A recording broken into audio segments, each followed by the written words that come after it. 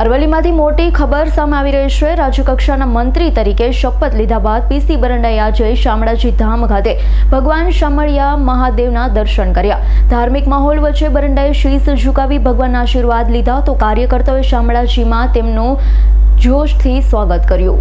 રાજ્યમંત્રી બન્યા બાદ પીસી બરંડાએ સૌપ્રથમ શામળાજી ધામની મુલાકાત લીધી। ભગવાન શામળિયા મહાદેવના ચરણોમાં શીશ ઝુકાવી આશીર્વાદ લીધા। કાર્યકર્તાઓએ ફુલહાર પહેરાવી બરંડાનું વધામણું કર્યું। બરંડાએ જણાવ્યું કે કેન્દ્રીય અને રાજ્ય નેતૃત્વએ જે વિશ્વાસ મૂક્યો છે તે બદલ હું આભારી છું। મારા વિસ્તારના સર્વાંગી વિકાસ માટે સતત પ્રયત્નશીલ રહીશ। આદિવાસી વિસ્તારના ધારાસભ્ય તરીકે મારી પસંદગી એ સરકારના સર્વસમાવેશી વિચારોનું પ્રતિબિંબ છે। આજે પ્રથમ શામળિયા ભગવાનના અહીંયા દર્શન કરવા આવ્યા।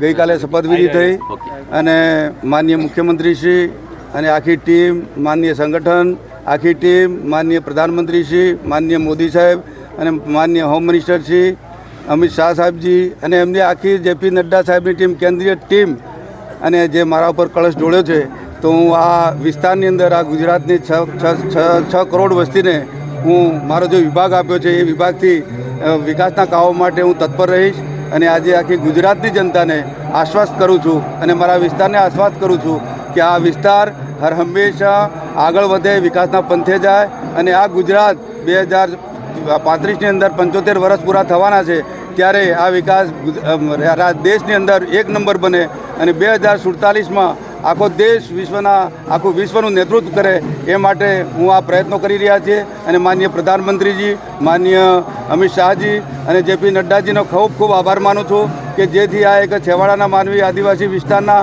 એક ધારાસભ્ય તરીકે મને એક રાજ્ય કક્ષાનું પદ આપ્યું છે। ત્યારે આપ સૌ અહીંયા ઉપસ્થિત રહ્યા છો ત્યારે મારા પાર્ટીના કાર્યકર્તાઓ, મારા પ્રધાનમંત્રીથી માંડીને છેક નીચે, છેક સરપંચ સુધી, છેક ગામના વ્યક્તિ સુધી બધાનો, આખા ગુજરાતની જનતાનો 6 કરોડ વસ્તીનો હું આભાર માની મારી વાત અહીંયા આપ સૌ અહીંયા ઉપસ્થિત રહ્યા છો આ છેક સુધી પહોંચાડો એવી મારી વિનંતી। 2027ની અંદર હું જોઈ રહ્યો છું કે આવનાર સમય આપણા માટે, આપણા ગુજરાત માટે, આપણા દેશ માટે અને ઉજળો છે અને વિકાસના પંથે આપણે જઈ રહીશું। રોડમેપ અત્યારે આ નવી સરકાર બની છે એટલે અમે રોડમેપ તૈયાર કરી દીધો। ગઈકાલે અમારી કેબિનેટ મિટિંગ હતી એમાં પણ અમને લગભગ 26 જેટલા મંત્રીઓ છીએ તો એમાં પણ માનનીય મુખ્યમંત્રી શ્રી સાહેબે કીધું છે કે આપણે અત્યારે 2035ને જવાનું છે એટલે 27 અને લોકસભા, તાલુકા પંચાયત, જિલ્લા પંચાયત અને વિધાનસભાની તમામ ચૂંટણીઓ આપણે જીતવાની છે એ માટેની અમે પ્રયત્નો કરી રહ્યા છીએ। જયદીપ ભાટિયાનો રિપોર્ટ, S9 ન્યૂઝ, અરવલ્લી। અમારી તમામ માહિતીથી અપડેટ રહેવા માટે જોડાયેલા રહો S9 ન્યૂઝ સાથે।